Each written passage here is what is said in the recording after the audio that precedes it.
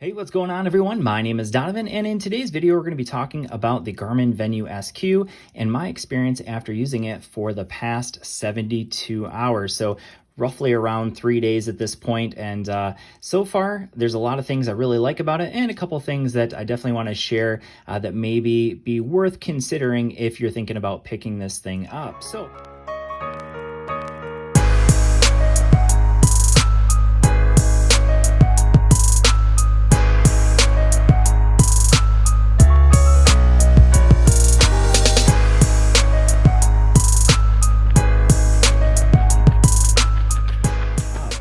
first things first, it does come in at $200 for the non-music version. You can see I do have the music version, so I paid $250 for mine. And that's a pretty budget-friendly offering when you think about the other prices of Garmin watches. So for instance, my Forerunner 245 Music here, I think I paid $350 for this one. So about $100 more for this watch versus the Venu Sq. So it is definitely one of their more budget-friendly offerings. Obviously, that is in air quotes budget-friendly, depending on what your budget is. But, you know, for Garmin, it's a relatively inexpensive watch.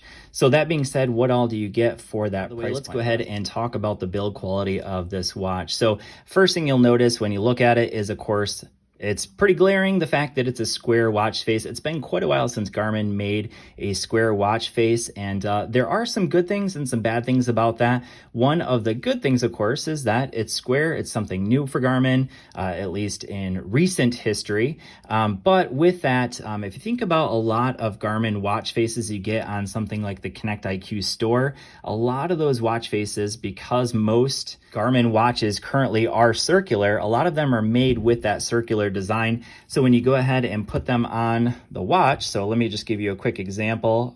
In order to change the watch face, you can hold down here, go to watch face. This is just one way you can do it. And I'll show you an example of one that was designed for a circular watch, but when you bring it on here, it doesn't look particularly great. So let's go to this one right here. So there you go. So that's what it looks like. So it's not terrible, but it's also not ideal. It's not what it's really supposed to look like. It's not filling up the entire display. So just something to consider if you're thinking about picking this one up. So this one is an LCD display versus the AMOLED display you get on the original Garmin Venu the original Garmin Venu. So here's just a quick comparison of an AMOLED display versus an LCD. It's definitely not as bright and vivid as what you would get on an AMOLED display. And also you'll notice probably that pretty significant bezel you get on here. So the screen is a lot smaller than the actual square here that you get on the entire watch face, or the entire glass piece there. Now, as far as the build, we have an aluminum bezel here, so made out of metal, and then down here, this is all plastic. We have our heart rate sensor, same exact heart rate sensor as what you get on something like my Garmin Forerunner 245 Music.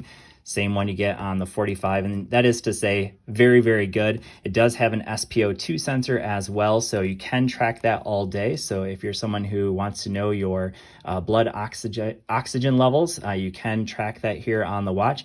You can see we do have the standard 20 millimeter quick release bands, just like what you get on something like the Forerunner 245 Music.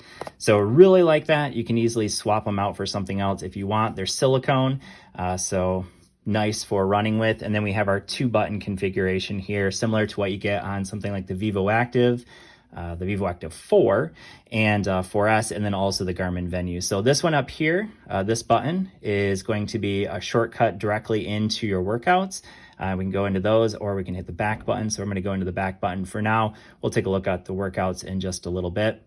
If you hold this one down, you can get into your settings. So if you want to adjust some settings, you can do that here. Of course, you can do all this on the app as well, but if you want to do it directly from the watch, you can do it right here.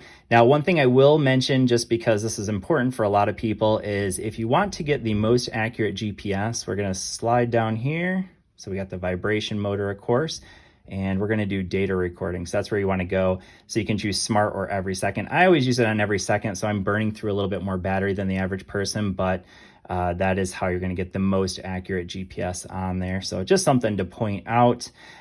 Here in the wrist-based heart rate, just one more thing to point out. We have our broadcast and activity.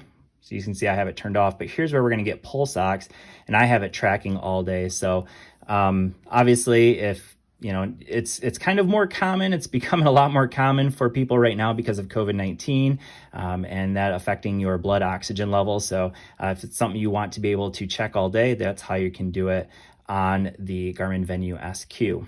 All right, so we talked about that. If you hold this one down, this will also take you into your quick settings here. So we have do not disturb, we have our brightness, we can jump right into Spotify there. You can adjust these in the settings as well. Here's Garmin Pay, so you can of course use this for contactless payments.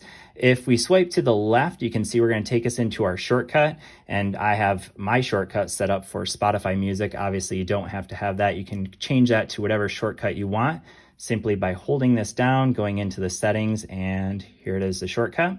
I mentioned that control menus earlier, so that's how you're going to adjust what shows up on that controls menu by holding this one down here.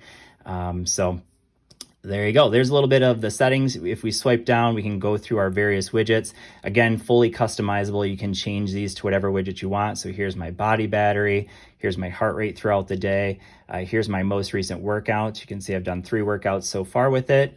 So a couple runs yesterday, today, and then a treadmill run the day before. So 3 workouts so far.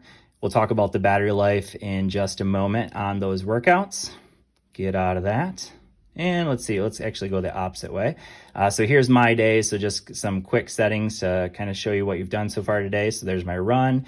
So I think that's my active minutes today. We have number of steps and then calories burned. And then some more health stats here as well. So heart rate, stress level, body battery, respiration, and then back to that one. So this is our back button as well, taking us back to our home screen. All right, so that pretty much covers everything on the interface of the watch. As far as the workouts, let's go ahead and walk through those. So I'm going to show you a run real quick.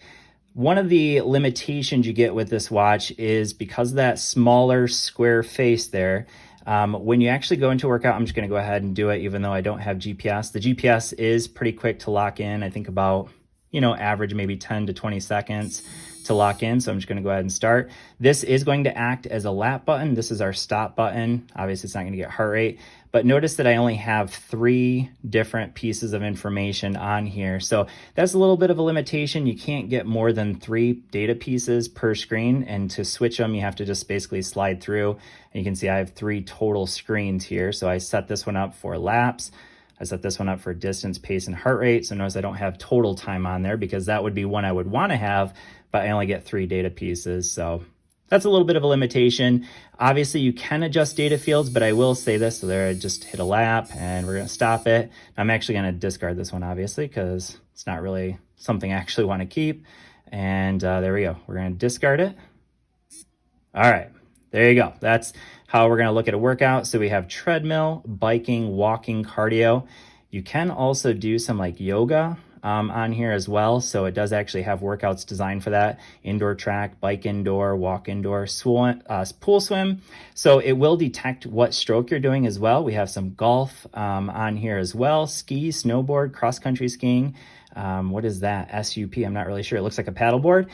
Strength training, yoga, Pilates, breathwork, elliptical, stair trainer, row. So, I mean, you can see there's a bunch here. You can actually add even more with the Connect IQ store. So there's a lot of different activities that you can track. And in fact, if you go into some of these like yoga and Pilates, it'll even walk you through some of the actual yoga moves, and same thing with Pilates. Now, that's just not me.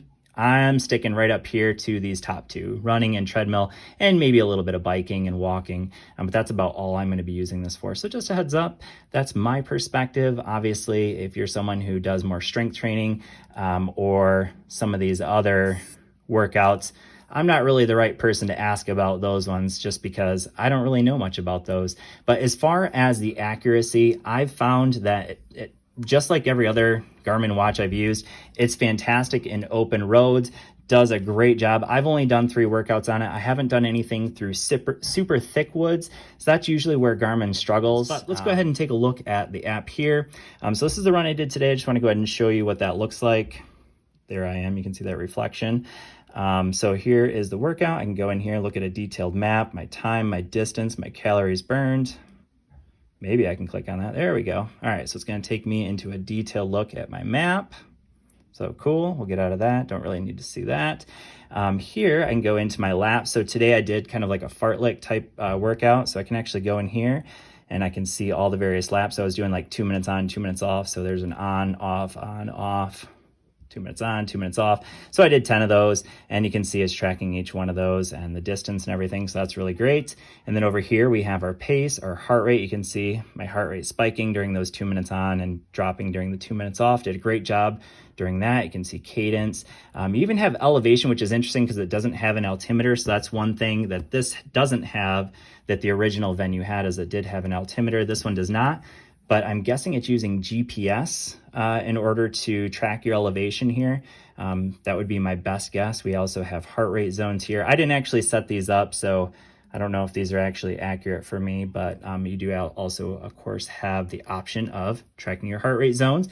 That body battery is actually pretty nice. That was something I originally pretty much ignored on most Garmin watches, but one thing it does show you is basically, are you ready for a workout? So when I wake up in the morning, hopefully that's at 100 because that's when I'm going to go run, and you can feel it. When your body battery is down to like a 30 and you try to go for a run, you're going to notice it. So it's pretty accurate. I really like that. We have our stress levels, intensity minutes. So that's just like what we've been doing so far today. I think that's actually for the week because my goal is 350 intensity minutes for the week. Steps, course, calories, very accurate sleep. So we can go in and it sees our deep, light REM sleep and awake. So hey, not bad. 7 hours, 49 minutes. It's pretty good for me. Pulse ox. Now, this one's kind of interesting. I don't really know how accurate or inaccurate this is. I don't really have much to compare it to, but you can see sleep average 93%. This one's a little bit concerning though. My SpO2 while I was awake was 91%. I don't know, but that's a little bit concerning. So I don't really know how accurate or inaccurate. Apparently last time it did a reading, it was at 94%. That feels a little bit better. I don't feel like I'm sick or anything. So 91%, maybe just a little bit worrying. We have our respiration. So I don't really know. I don't want to comment on that because I don't really know how accurate or inaccurate that is. This was just yesterday's workout and then the last 7 days. So this isn't going to be quite accurate because I wasn't wearing Garmin watch for a couple of those days in the last 7. So overall, I think this is a fantastic package from Garmin. Now, one thing I do want to mention here is that if you are considering this watch, maybe another watch to consider because it doesn't have the square watch face. Maybe you want that. That might be something attracting you to this watch. However, I've kind of talked about some of the limitations of having a square watch face on a Garmin watch. One watch to consider right now is the Garmin Vivoactive 4S. Because that's basically the same price as the Venu Sq. So I'll link that one down below because it's basically the same price except you get a circular watch face and you don't get some of the limitations because of this one having a square watch face. So something to consider. That one does also have a trans-reflective display versus the what you get here, the LCD display on the Venu Sq. So just something to consider. I loved the Vivoactive 4 personally, so definitely one I would recommend. But hopefully this video has been helpful for you. Let me know if you have any questions. Obviously, there's some I can't address in terms of some of the other workouts, but if you're a runner and you want to know more about this watch, let me know in the comments down below. Thanks for watching. I hope this video has been helpful for you, and I will see you all in the next one. Peace.